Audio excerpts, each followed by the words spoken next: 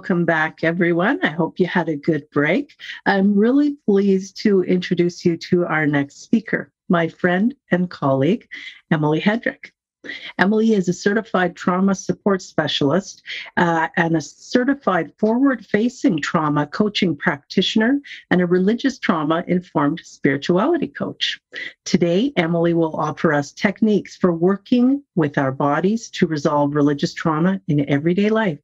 This presentation is based on research by Dr. Eric Gentry, combined with Emily's experience working with Dr. Winell at Journey Free. Welcome, Emily. So glad to be here. Thanks, Janice. Mm-hmm.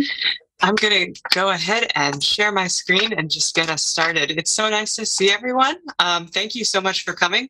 And I'm really excited to share these techniques with you, particularly because of my own journey with religious trauma. We'll get into it a little bit as we talk today, but my own experience has been that a lot of the traditional trauma techniques were triggering in and of themselves because of how, in some ways, they dealt with things that reminded me of being in my religion. And this particular set of techniques is very based in physicality and neuroscience. And so that really helped me, and I offer it to you as it may be helpful to you. So ultimately, what's really exciting about all of this is that it focuses in the present and looking toward the future instead of needing to go back and excavate things in the past. And ultimately, that turns into this, you don't have to go to the past to heal in the present. And Janice did a great introduction for me, so I really don't have to go through all of this, but I am technically a forward-facing health and wellness coach, and that's because the particular techniques that we work with have to do with restoring physical health to the body because trauma impacts our bodies. And so it is very much about physical health as well as mental health and emotional health. I spent a year and a half with Dr. Winell, working with her at Journey Free, leading some programs, learning more about religious trauma from her mentoring and facilitating some support groups there. And I cherished that time. And I used to be, before that, a Mennonite pastor. And that's a complicated story. I actually went into pastoring as an atheist. And that was a bit of a sociological thing for me, but it helped me get in touch with my own religious trauma and realize that I needed to get out. But what was a gift in that was that in order to become a pastor, I did need to get a 3-year master's degree in religion and ministry, which was at a very progressive institution that gave me a lot of the cognitive groundwork to understand that a lot of the toxic ideas I grew up with were just not real. And being able to start there cognitively in an academic setting gave me, I think, a jump start on some of this work, and I greatly appreciate that time. And then my first round of deconstruction happened when I was in college. And so when I was 19, 20, I wrote a book to try and describe some of my experiences. And ultimately, what was going on with me was I was surrounded by a bunch of progressive Christians that were saying, oh, all of these problems that you're having with, at the time we didn't have the language, religious trauma, are having to do with the dark night of the soul, and it's okay, you'll get through this. And everything I read about the dark night of the soul was about doubt. And my struggles were not about doubt. I believed in this violent, angry, awful God, and it was causing my mental health to spiral. And so as I searched for that, I was like, nobody's writing about this. So I wrote my own journey in allegorical form. The way that I dealt with it was by choosing to become an atheist. I had run into cognitive behavioral therapy at the time and used some of the concepts myself to do some cognitive reconstruction and say, I'm choosing to be an atheist. Anytime that the God stuff comes up in my brain, I'm just going to replace it. And so the shorthand I used for that was killing God, and ended up writing an allegorical book about it that was ultimately me doing parts work. I didn't know it at the time because I was 20. I didn't know that parts work was a thing. But since I've learned that from being in more therapeutic communities now, that's what was going on. So it's on Amazon if you're interested in things that I wrote when I was 20. So today, what I'm hoping to do in this session, the forward-facing is a whole process for working with trauma, and we're only going to touch a little piece of it, the more scientific and physical end of it. And so my hopes for today are to start by just talking about why some approaches to resolving trauma can be triggering for religious trauma survivors. And I'm going to do that a little bit more from a story-based perspective. We don't have a lot of empirical evidence on this yet, because it's just really hard to get this academic work done. But from my work with clients and from my own story, I've seen some themes come out.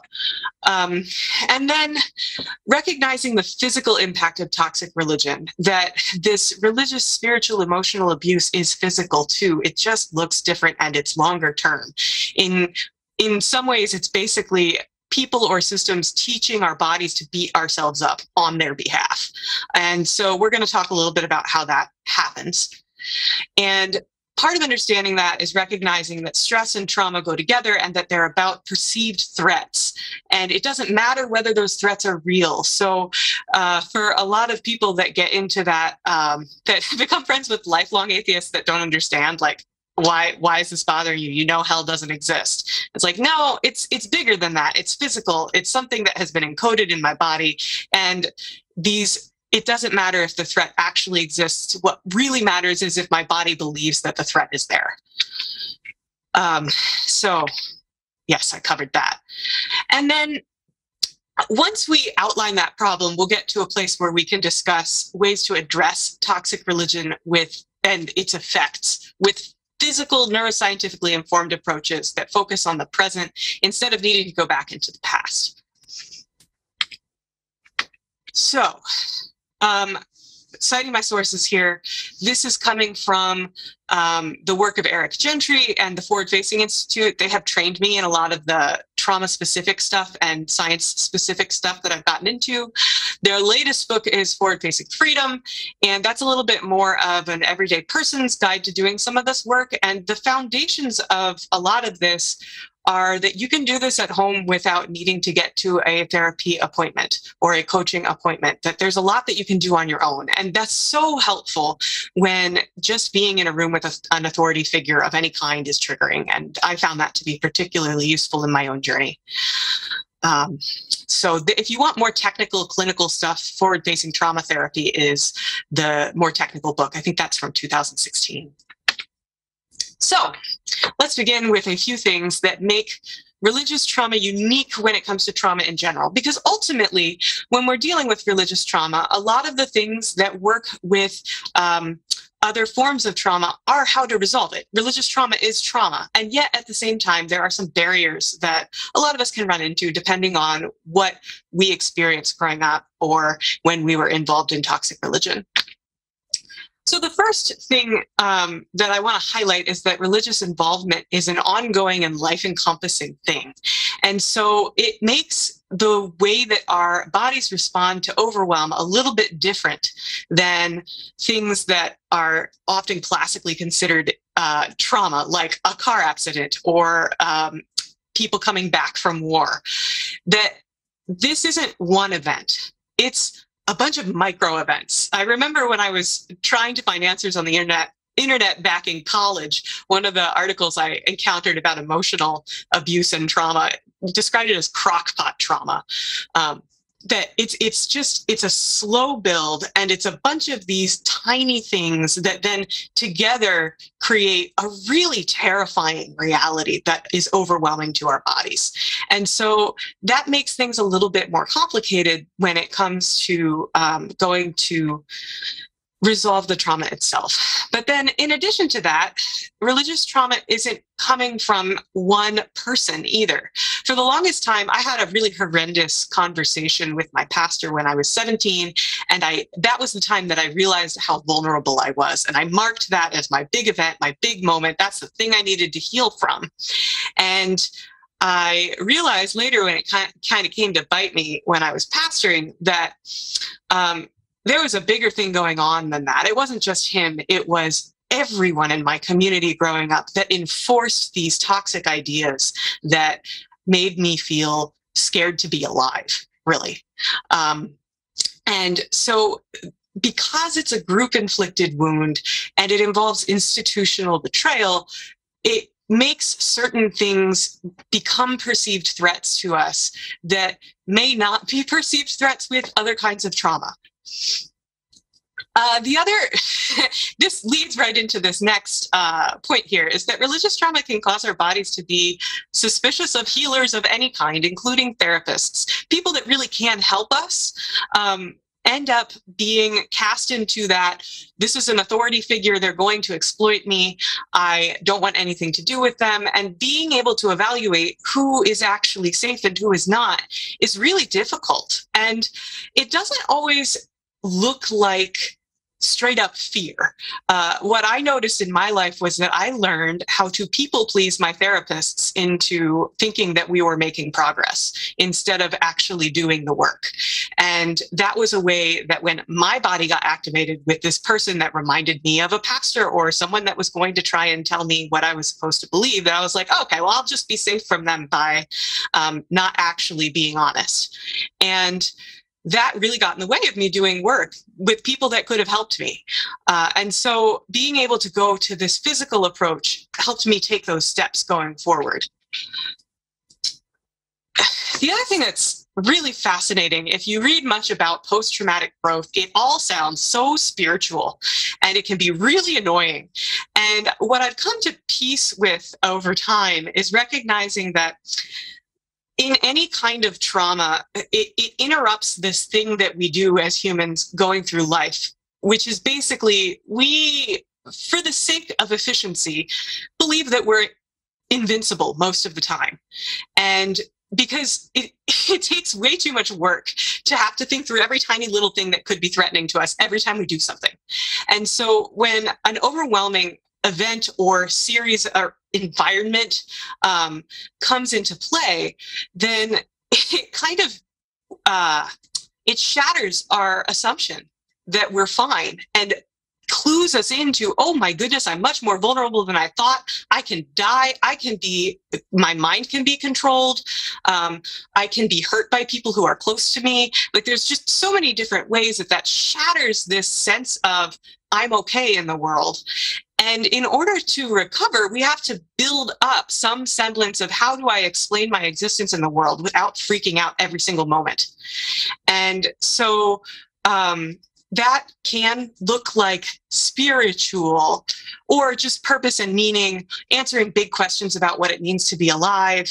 And so not having the right vocabulary to delve into all of that can make it really difficult to do that work of saying, I need to rebuild the world around me and my understanding of how things are going to work. So those are some things that I found particularly difficult. I think the other thing that I'll mention is that I've encountered quite a few people that just reading things or hearing from people that criticize the religion, even though we're hungry for it, is terrifying because we've been indoctrinated to not question. And so our bodies believe that we're only safe when we're not questioning. And so that also comes into play when trying to pick apart all of these things. What is a relief in all of this is that trauma, and therefore religious trauma, is a physiological problem. And so if we take the start with our bodies instead of trying to figure out all of the cognitive stuff or do a whole bunch of emotional stuff, we can get to the place where we are able to establish an internal sense of safety that gives us a foundation for doing some of that other work that is so necessary, including relating to other humans that can help us move through a variety of different therapeutic modalities that can move us forward. So I want to get a little bit into the science of this. So we're going to get somewhat technical. Brace yourselves, here we go. I'm starting with the anterior cingulate cortex, and this is basically the threat detector of the brain. Another way of thinking about this is like the smoke detector. The smoke detector, you know, and smoke detectors are really great when there is actually smoke, but when they go off when there's not smoke, it's annoying. It causes all kinds of problems. My last apartment, I actually summoned the fire department. I did not need them. I was just trying to make banana bread. Anyway, and that is exactly what's going on when we're dealing with trauma, as far as it's when our anterior cingulate cortex gets a lot worse at detecting threat, because it's been overused and overfunctioning to the point that it does shrink in size. And as it gets smaller, it also gets less nuanced. So if the ACC is functioning well, basically it can take a look at the threats around us and figure out what's actually going to be a problem that we need to deal with. But when it's not functioning well, when there are threats everywhere, which, by the way, with religious trauma, because it's all encompassing, because it's part of just everyday life, it can make everyday life seem like a threat. Then it takes something out of context and says, well, this thing was a threat once, and so it's going to be a threat always. It doesn't matter what context it's in. It doesn't matter what's going on. Basically, I'm under threat anytime this thing is present with me. And so when it gets overactivated, it then starts communicating with the rest of our body to try and put us into the right mode to deal with the threat. So here's what's interesting about religious trauma. I like to put it in terms of this tree. So basically, if we start with roots of toxic religious teachings like hell, Armageddon, outer darkness, rapture, purity culture, whatever, if that's the base of what we're working with to understand the world, then all of these tiny little things connected to a moral code, connected that if you don't follow it, then you're going to hell or whatever, the bad thing will happen. And also connected to whether or not you are actually believing the doctrine, become threats. And if any of those are connected to everyday life, then it just gets worse and worse and worse. So consider every leaf on this tree an everyday perceived threat that comes out of this. So I'll start with a classic sin, lying, which sometimes is functional. Asking the wrong questions, especially to the wrong people at the wrong time, being selfish, whatever that means, which often means just being self-interested and wanting to survive as a human, pretty basic. And then it can get into the sex stuff, which I hear you were just having an interesting conversation last meeting. So that could be having homosexual thoughts. I use that term because that's the language they often use. And whatever that means, like the uncertainty of that makes even more perceived threats of, well, there's so many ways I could be messing up that I don't fully understand. Oh shit, what am I going to do? I was thinking about sex now, enjoying sex or having sex at all. Also potential perceived threat. Could go into, so I grew up Mennonite in this like simple living approach to things. So even just like there's food rotting in the fridge, how dare you be a bad steward of God's stuff? Like so basic everyday life stuff, going to hell. Not believing the right doctrine, thinking too highly of yourself, just existing.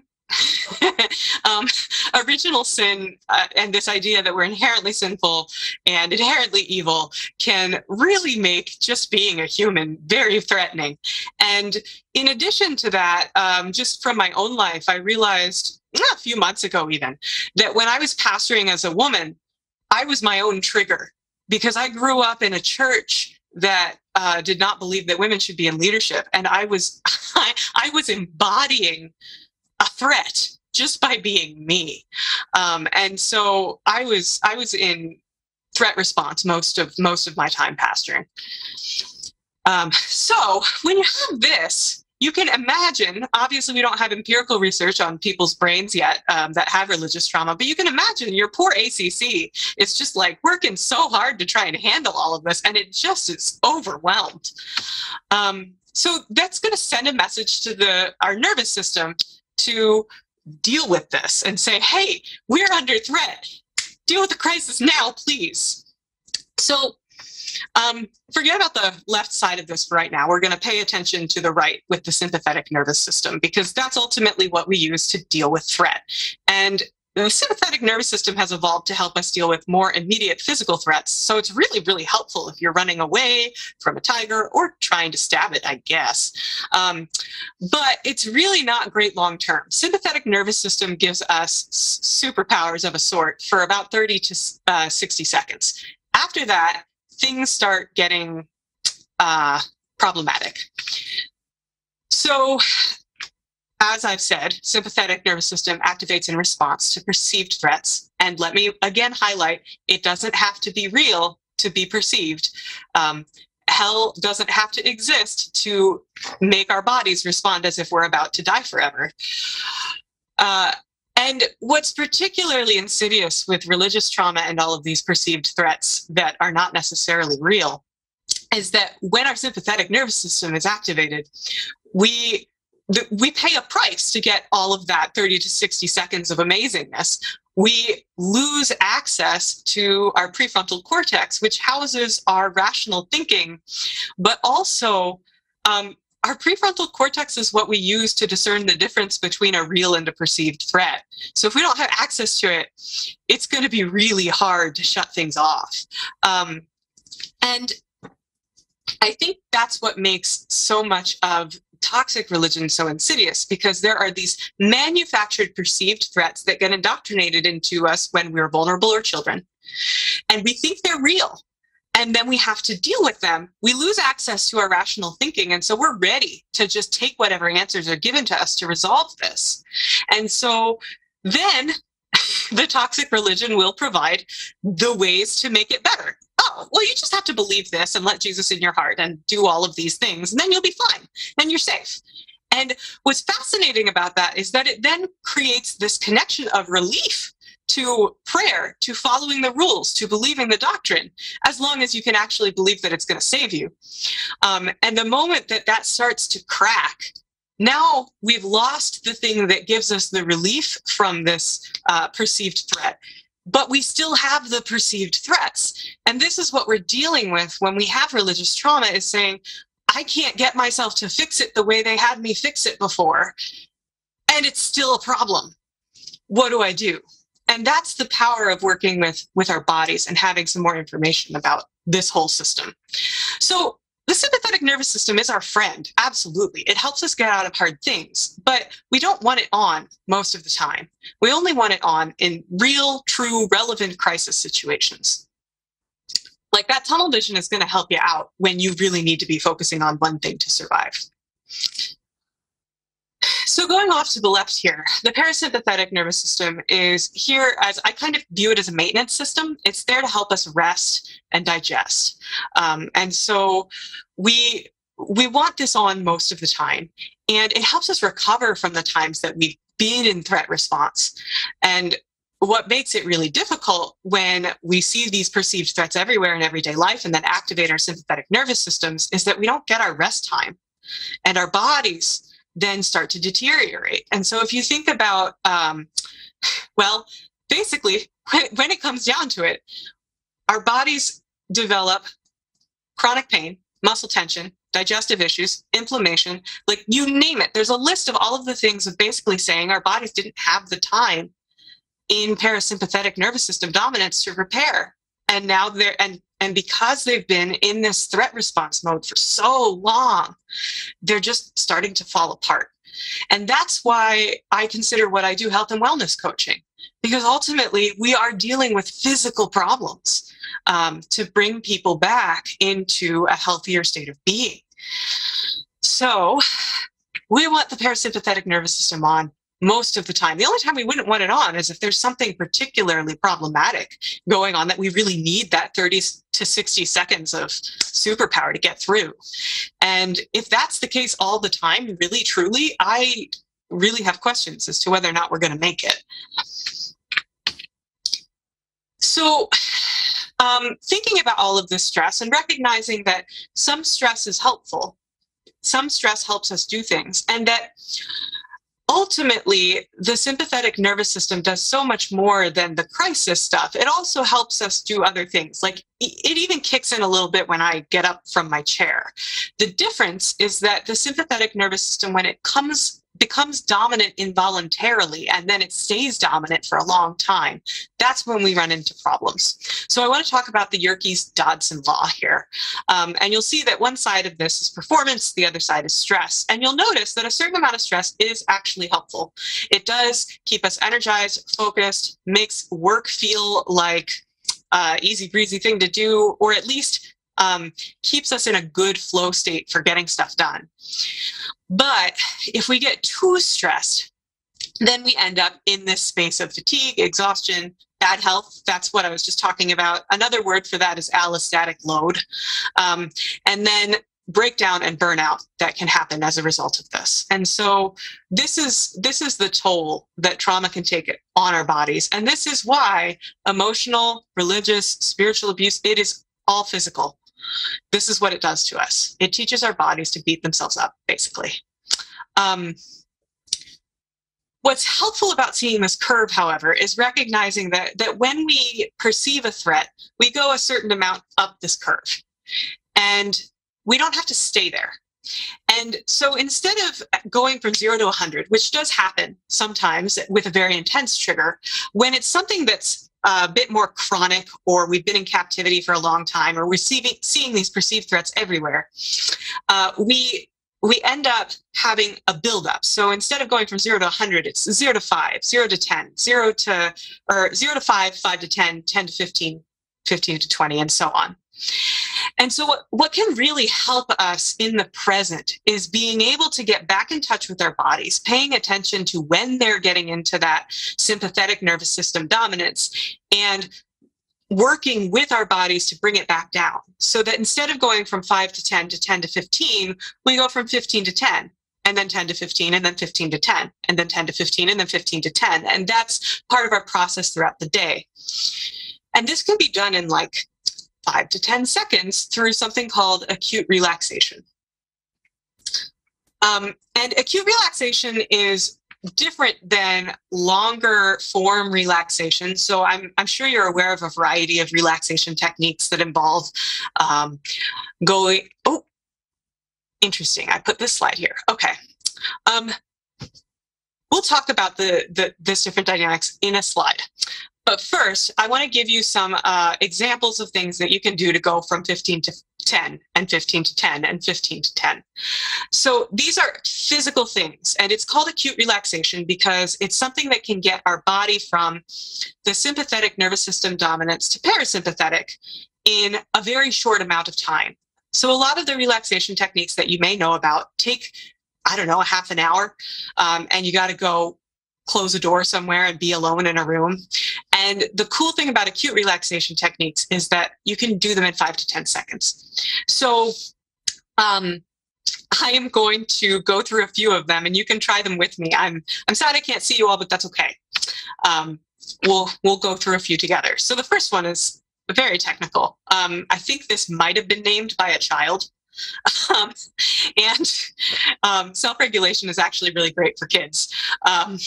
But this one is basically, you start with a body scan, and you do a real quick one. And before I say that, I want to acknowledge that for a lot of us, doing a body scan may be almost impossible, because part of surviving an overwhelming environment with all of those perceived threats is dissociating from our bodies. So the fact that we're even paying attention to our bodies at all may just be a very long step one. And that's okay. It took me quite some time to get to this place myself. And so this first one begins with a body scan to say, where am I holding tension? Because anytime that I'm holding tension, I have the opportunity to release it and to go back into more of a parasympathetic dominance. And when I'm in sympathetic dominance, it is true that I will be tensed up. Like, you've got to have a fist to punch someone. You've got to breathe in really quick to be able to prepare for a long sprint. Like, it's the muscle contraction is part of what's helping you get that superpower for the sympathetic nervous system dominance for 30 to 60 seconds. And releasing the tension will turn it off. And the fancy name for this with all of the different research is reciprocal inhibition. It's a behavioral psychology thing.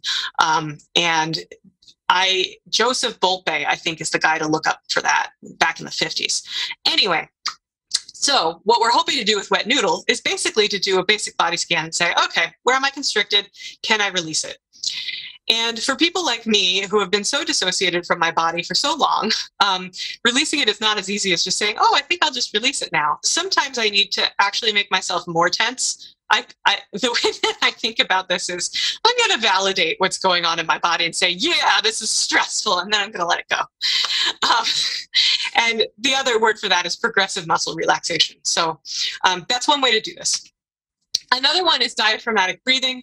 And this one, I would say in general with breathing techniques, they can be helpful if you're good at them already. But if you're just starting with this stuff, I wouldn't focus on breathing because you want to get something that's going to affect your entire body in a bit more of an automatic way. But if you like breathing and you play with breathing, a few things to take into account. One is that our inhale is very much about the sympathetic nervous system.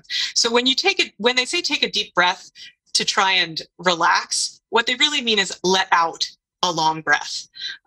It's the exhale that you need to reactivate the parasympathetic nervous system. So anytime you give yourself a nice long exhale, that's going to be helpful.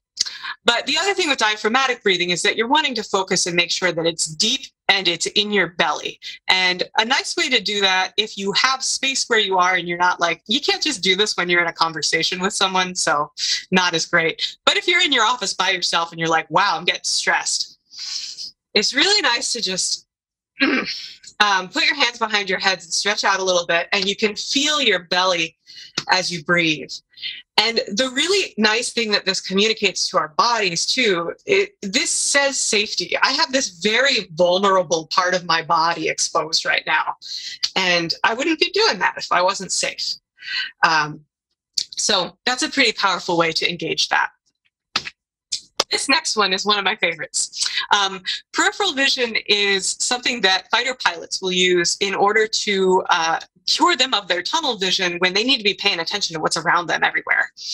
And this goes back to when we're in sympathetic nervous system dominance. We want that tunnel vision to help us focus on the one thing that will help us survive, right? But if we don't want to be in sympathetic nervous system dominance, we can do the opposite and basically get in touch with that peripheral vision and say, one, hey, I'm in touch with my peripheral vision. I see what's going on around me, and I know that there's nothing coming at me. But two, this ends up kind of hacking through the rest of the body to let it relax. So we can try this together right now because it's very quick.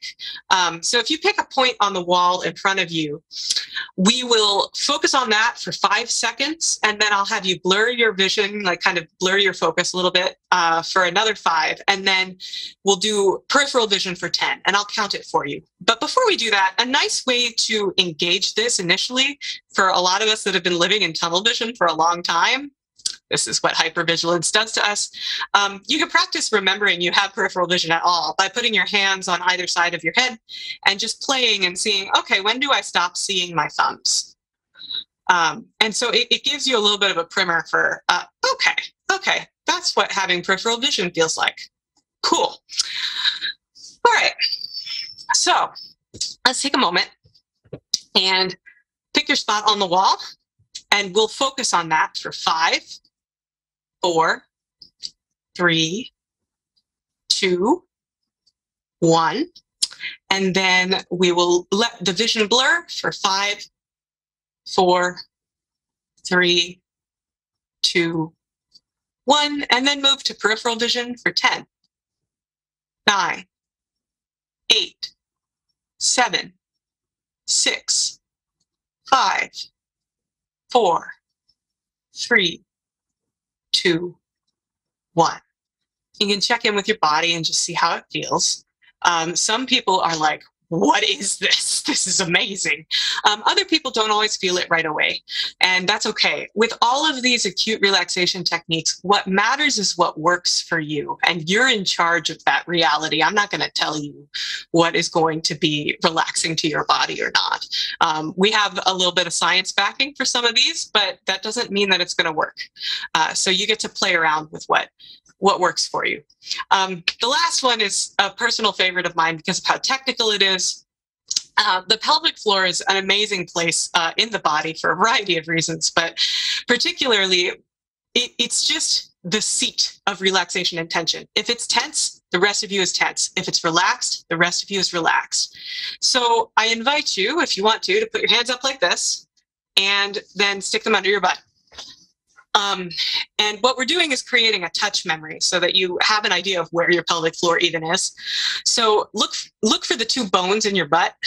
And if you can find them, the two bony points, touch them and get a touch memory, and then come back out and look for your hip points, the bony parts in your hips that would be in the front of you under your belly. And once you've got those 4 points in your touch memory, it's kind of like a slanted rectangle. And for pelvic floor relaxation, it's basically focusing on expanding everything in between those 4 points and holding, well, you don't have to hold it. It's letting it go. And letting that be for a good 5 to 10 seconds. And people can experience a significant amount of relief from being able to do that. Now, what you may notice within this is that it clenches right back up. And that's exactly what it means to be a person living with a lifetime of hypervigilance. It's habit in our bodies. And so it takes a certain amount of attention to continue implementing these techniques. The nice thing is I can be sitting at my computer here talking to you and doing pelvic floor relaxation. That one is a little bit harder to grasp for some people. So two different ways of describing it. One is consider everything in between those 4 points as pancake batter spreading in a pan. If you're a visual person, that could be helpful. The other one is just simple. Stop clenching your butt. When your butt is clenched, you're going to have sympathetic nervous system dominance. So if you just stop clenching your butt, it'll help. So this is just the very beginning. This is how we start to work with our bodies with self-regulation. And it's important to recognize a few things. So we've talked about this a little bit. This is different than just, oh, let's have a bubble bath. This is technical. And yes, it's relaxation, but it's a very specific kind of relaxation. So self-regulation is something that can happen at any time, at any situation. And you can bring this in when you're driving. A lot of people have sympathetic nervous system dominance when they're on the road. Like, you can tame your road rage with pelvic floor relaxation. Stop clenching your butt. While in conversation with other people, especially if they're being triggering and annoying. While you're at work, while you're taking care of the kids. And just extra note on this one, what a gift it would be to have parents that are able to regulate in such a way that they're not being reactive. And instead get to choose how they respond.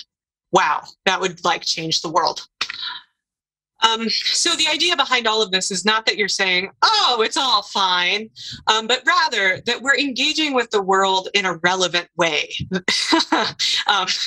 Wow, that language took me back for a second. That we're engaging with the world with the right information. It's relaxed vigilance. So I'm able to maintain muscle relaxation in my body. I'm also able to do that while I'm aware of my surroundings, while I'm aware of what mind control techniques are, and I don't have to submit to them, while I'm aware of the fact that I'm an adult now and I get to make my own choices and I have more resources than I did when I was a kid. And so it gives us a whole world to embrace and interact with, and we don't have to embrace it. That's up to us. But to interact with in ways that we choose instead of ways in which we just react. And that changes everything. But in addition to that, it gets complicated because then we have to decide how we want to do this. And for many of us with religious trauma, we were told what we were supposed to do and what we were supposed to value and what our meaning and purpose was. And then when we weren't being told anywhere because we left, if we're still dealing with religious trauma, our bodies were taken over and saying, you have to survive, end of story. You have no choices. And so creating this space in which I am vigilant but relaxed and I get to choose is almost daunting in the beginning. And so this is another part of the process that we won't get into today, but just to say, this is step one of many. But it's also very simple and it can provide you some relief as you go into everyday life and you can play with it. And the other thing I want to say about this is it's not just about relaxing and not getting triggered all the way up to 100. it actually is resolving trauma, because every time we confront a perceived threat with relaxed muscles, we are creating a new neural pathway. We're telling our ACC, oh, hey, learn some new stuff about this. Can you put this in your program? Thanks. And so it's giving us the opportunity in everyday life to welcome our bodies into a world that is so much better than the one we were indoctrinated into, with all of these terrible perceived threats. So I see we have only 5 minutes left. So I am going to say, here's where you can find me. And also I want to talk to you. So we'll see if we have any questions in the midst of this. Yeah. Thanks, Emily. That was really interesting and funnier than I expected. I tried. It was really good. And I think you were modeling it as well at one point when a slide came up and you weren't expecting it, but you were able to keep going. You must have been putting into practice some of those things, because it's so easy for us to get overwhelmed and lose our focus and lose our train of thought. So I think the things you were encouraging us to do really make sense. Thanks for breaking it down into bite-sized pieces. Yeah, you're welcome. I hope it was understandable. Mm-hmm. And I was very interested to hear also about your own journey with recovering from religious trauma and coming from a Mennonite background, and then even being a pastor as well. Just sounds like, to me, thinking of people who have been in ministry and they're trying to work through their own religious trauma, that is a whole additional element of things to work through. Yeah. I think me becoming a pastor was very much a trauma response. It was my way of trying to get control of a situation that overwhelmed me. The more power I had over, if I knew what was coming in a worship service, if I knew what was being preached, then I felt safer, supposedly. Oh, yeah. And I love your point about being in a constant, you were being traumatized just by being a woman in ministry, because we were taught not to do that. We do have a question. If I want to learn more, where are we going? If I want to learn more about this as a therapist, do you recommend the book you mentioned, Forward Thinking in Therapy? Forward-facing trauma therapy would be the one to go to for this. Yeah. It's a pretty powerful thing. There's also a bunch of trainings that are available. And you're welcome to contact me. And also, I forgot to say, I have free 30-minute consultations available on my website. So even if you just want to talk shop, I'm fine with that. Thank you. So, yeah. I see we have another question too. Should we aim to always be calm, or can anger be useful in certain situations? Oh, yeah. Anger can be so useful. And it's a good, so a few things about anger. One, it gives us, I always say anger is a sign that we've started healing, because it means that we have permission to exist and that we have a person worth protecting. So the thing with the self-regulation techniques is not necessarily about you have to be calm all the time, but trying to reduce the impact of being constantly stressed and tensed on the body. So it's possible to acknowledge my anger and to deal with it well, and also to not be constantly fisting up. If I'm doing this like all day, it's going to hurt me. If I'm doing this like for a certain appropriate amount of time because I'm responding to something the way I should, then absolutely. But the question would be, our anger is here to protect us. How do we protect ourselves well? And how do we use that as a cue to say, oh yeah, that's legit. Okay, let me do something. Yes, because anger lets us know that there's fun. Oftentimes, anger is thing has happened. And we know as well that anger is a legitimate part of the grieving process. And when we're talking about religious trauma, we do have grief around that. I'm going to squeeze it in here. Should we? Oh, no, I think we're good. I think we did cover them. Thanks, Emily. This has just been really helpful, very interesting. Hopefully you'll be able to join us later on in a court cafe. I know you're in a different time zone, but people will be able to reach you through your website and through your contact information. You're welcome to email me. Yep. Excellent. Right on. Thanks for being here, everyone. Yes, very good. Your 30-minute consults, I think, are also a great idea. And I want to let everybody know that we'll be back in 15 minutes. We're going to be talking with Jeremiah Kamara, and we had him on last year. He's a real powerhouse. I'm looking forward to hearing from Jeremiah. Take some time to explore our exhibit hall, and we'll see you all again in 15 minutes.